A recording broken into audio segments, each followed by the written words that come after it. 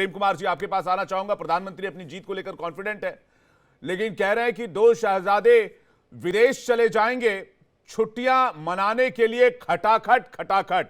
और अरविंद केजरीवाल कह रहे हैं कि अगर आपने कमल का बटन दबाया तो मुझे जेल जाना पड़ेगा, लेकिन आपने इंडिया गठबंधन का बटन दबाया तो मैं 4 तारीख को वापस आ जाऊंगा 2 को जाकर। देखिए विवेक जी, मोदी जी याद दिला रहे हैं शहंशाह शहंशाह बोल करके, हमें बहादुर शाह जफर की याद दिला रहे हैं। हाँ, बहुत सारी बातें याद आ रही हैं, शहंशाह की बातें याद आ रही हैं। ये इस तरीके से जो चुनाव प्रचार हो रहा है कि लोकतंत्र है कि शहंशाह और बादशाह का खेल है, ये हमारी बात समझ में नहीं आ रही है। लेकिन ये निश्चित रूप से किसी तरह का फ्रस्ट्रेशन ही है। और आप लगातार दिखा रहे थे कि योगी आदित्यनाथ में बहुत, और योगी और मोदी में बहुत केमिस्ट्री है, लेकिन अरविंद केजरीवाल जो बोल रहे हैं उसका जवाब कोई बीजेपी के नेता क्यों नहीं देता। कि वो कह रहे हैं कि योगी आदित्यनाथ 3 महीने बाद अगर सरकार लौटी तो सरकार गिर जाएगी, दिन दोनों में पटती नहीं है, इस तरह की बातें कोई भी एक खंडन करने को तैयार नहीं है।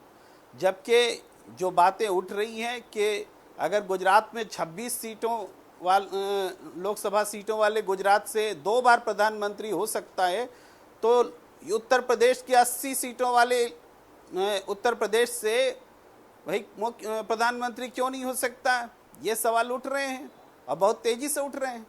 लेकिन इस पर चुप्पी है। अरविंद केजरीवाल बोल रहे हैं, बीजेपी की तरफ से कोई जवाब नहीं आ रहा है। इसका मतलब ही है कि अंदर खाने प्रेम कुमार जी, आप अरविंद केजरीवाल की बात करें। अरविंद केजरीवाल जब ये कहते हैं कि मैं 2 तारीख जाऊंगा, 4 तारीख आ जाऊंगा, अगर आपने हमें वोट दिया, बीजेपी को वोट दिया, तो फिर मैं 4 तारीख को वापस नहीं आ पाऊंगा, ये कौन सी बादशाहत वाली फीलिंग है, या फिर ये कौन सी किंगपिन वाली फीलिंग है? ये क्या फीलिंग है ये कि सब कुछ हमारे कंट्रोल में हो जाएगा, केस खत्म हो जाएगा, शराब नीति घोटाला जो भी इसमें फाइल हुआ, ईडी जो भी केस फाइल किया, वो सब कुछ खत्म हो जाएगा, सब पर ताला लग जाएगा, केस विड्रॉ हो जाएगा? इस पर भी अगर आप कुछ टिप्पणी कर देते तो दर्शकों को थोड़ा ठीक लगता। अभी आपने देखा ना, जिस न्यूज़ क्लिक के संपादक को पूरा मीडिया एकदम देश विरोधी और अमेरिका से पैसा और इधर से पैसा सब बता रहे थे, सब बिल में घुस गए हैं। कोई दिखा रहा है क्या? प्रवीर पुरकायस्थ बरी हो गए, उन पर कोई आरोप सिद्ध नहीं हुआ। तो हुआ ना, इनको जेल में सर्टेन पीरियड तक रखना था। जनता की आवाज को, एक पत्रकार घराने को, एक मीडिया हाउस को डरा कर सजा दे के दूसरे को धमकाना था। वो इनका मकसद पूरा हुआ। अदालत में वो दूध का दूध पानी का पानी हुआ, तब तक उनका राजनीतिक मकसद पूरा हो गया। इस उदाहरण से कोई भी कह सकता है ये सरकार चली जाएगी तो झूठे आरोप खत्म होंगे और अरविंद केजरीवाल रिहा हो जाएंगे। इसमें कौन सी नई बात? प्रवीर पुरकायस्थ का केस सब पर अप्लाई होगा या सारे केस वैसे ही फर्जी हैं, 100% फर्जी है, ये कैसे कहा जा सकता है प्रेम कुमार जी? अच्छा, प्रवीर पुरकायस्थ का केस साबित हो गया तो अब सारे केस पर बात आ गई।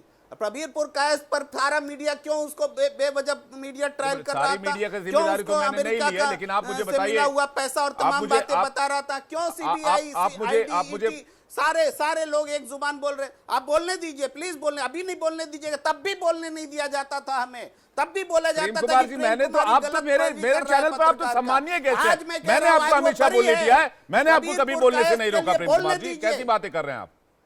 नहीं, मैं पूरे मीडिया में पर्सनल किसी पर नहीं बोलता जी, मैं पूरी मीडिया पर कह रहा हूं। तब भी हमें रोका गया था, आज भी रोका जाएगा। तो कैसे होगा? प्रवीर पुरकायस्थ आज बरी हुए हैं, वो गिल्टी प्रूफ नहीं है, उनको हर तरह से बदनाम किया गया। हमारे न्यूज क्लिक के साथियों के लैपटॉप मोबाइल सब ले लिए गए, उनको परेशान किया गया। सब तो हमारे कलीग्स थे, सब तो हमारे दोस्त थे। आज साबित हो गया कि सब उनको राजनीतिक रूप से आप ये कह रहे हैं कि पूरे देश में मीडिया को डराया गया है इस घटना से। आप ये कह रहे हैं कि जीत तय करेगी जेल या बेल? देखिए, जीत का जब विपक्ष प्रताड़ित हो रहा है जी, तो निश्चित रूप से जब ये सत्ता बाहर होगी तो चीजें बदलेंगी जी। ये तो तय बात है। चीजें इस तरीके से थोड़े जुल्म किया जाएगा जो पूरे 5 साल में चला है, 10 साल में चला है।